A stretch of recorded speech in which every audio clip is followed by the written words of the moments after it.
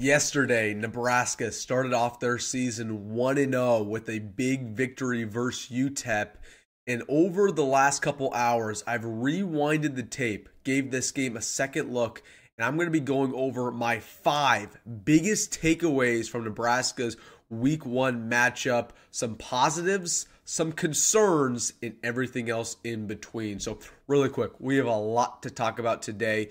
Hey, if you're excited about watching Nebraska versus Colorado next week, make sure to hit that like button. I know I am. And hey, if you're new to the channel or just a returning viewer, make sure to subscribe. I post daily Nebraska football content, and you are not going to want to miss this fall. I have so much planned. So join the best family here on Nebraska YouTube and hit that subscribe button. It would help me out greatly. But without further ado, let's get into it, talking about my 5 biggest takeaways from yesterday's victory against UTEP. So I slept on the game. I rewinded the tape.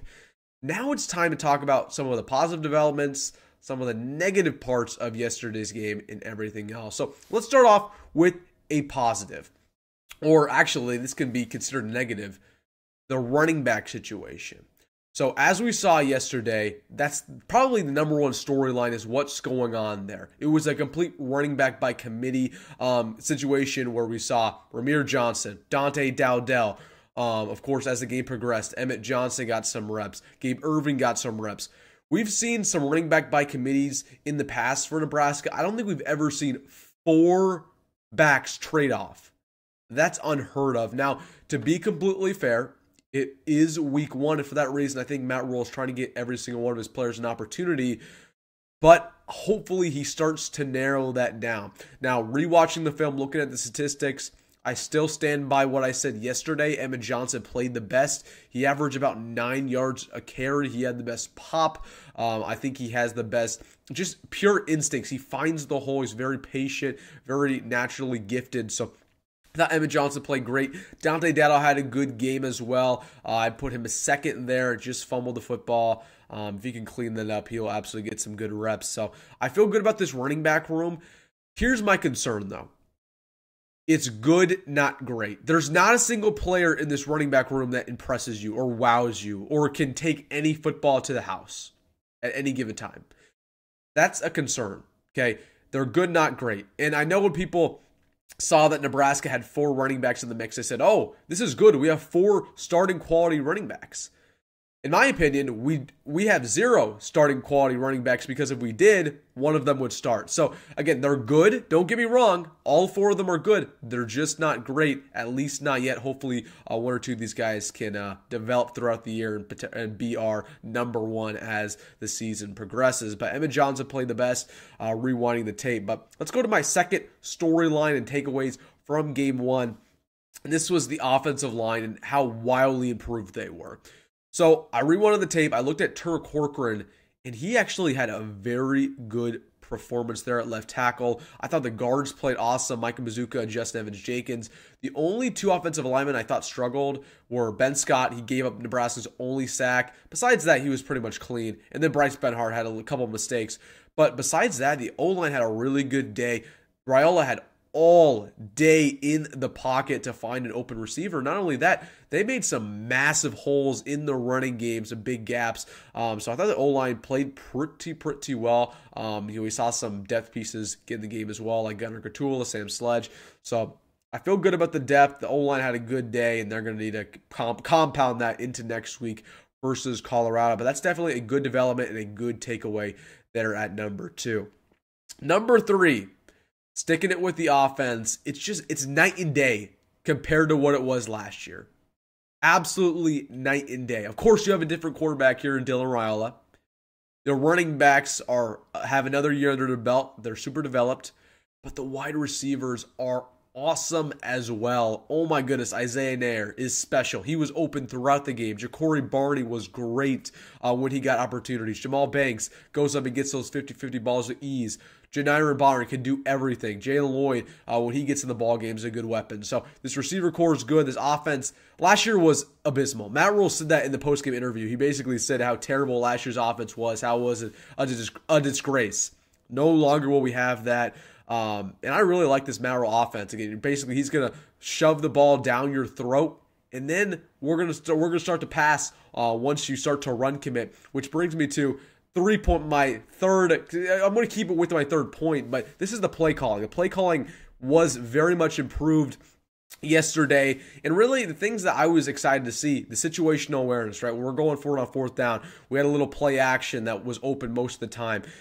We have these little swing passes that gets Raiola going. So I really thought the play calling for Marcus Satterfield was good, sticking it with the offense. Again, you run the football and then you pass, right? Once they're starting to put guys in the box and they're trying to run commit, then you can pop a big pass over the middle or to a guy like Isaiah Nair, and that's exactly what they did. So this offense was really good, and it's a lot easier to call plays when you have a lot of talent. So that's my third storyline. The offense is 9 day better. The play calling was good too.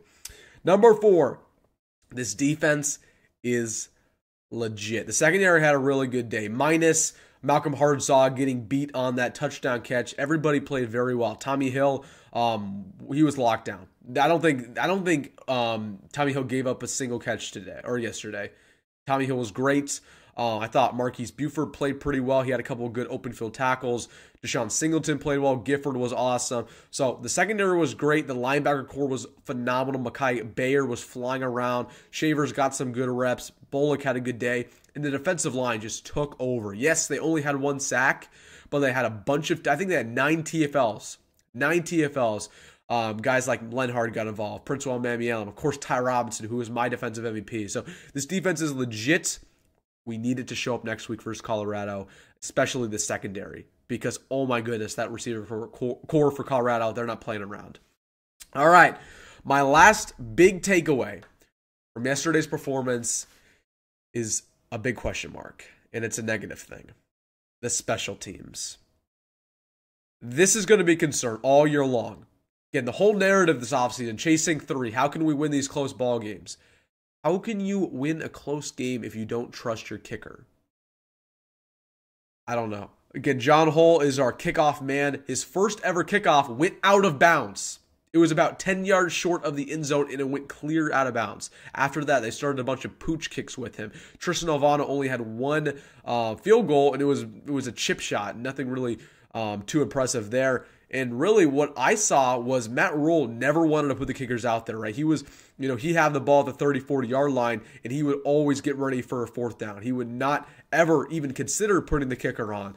I would watch, because usually when you're at the stadium and it's a third down, the kicker starts to warm up just in case he goes out there. Alvano was not warming up because Matt Rhule basically was like, hey, we're not going to you unless it's inside the red zone. So that's a big question mark because I don't think Matt Rhule trusts Alvano. I know he does not trust John Hull.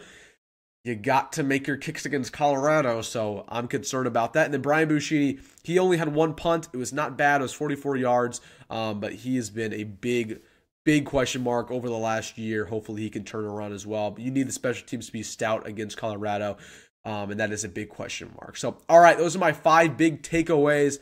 The running back by committee situation, the offensive line, this offense just in general being so much better, the defense being one of the best units in the country, and then my question mark at the special teams spot. But big win versus UTEP. Very excited to start off the year 1-0, and man, we have a big week ahead of us. A lot of smack talk. Let's get ready for it versus Colorado. All right, guys, let me know down below. What was your main takeaway versus UTEP? Let me know in the comment section. Hey, if you made this far in the video, make sure to hit the like button and subscribe. And as always, folks, go Big Red, go Matt Rhule, and see you in the next one.